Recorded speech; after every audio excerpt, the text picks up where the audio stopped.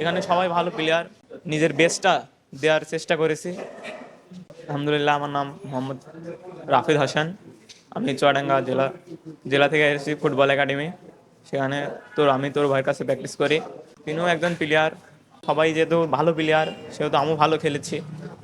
এখন কোচ আছে এখানে বাফুফে ফেডারেশনে, দেখা যাক কি হয়।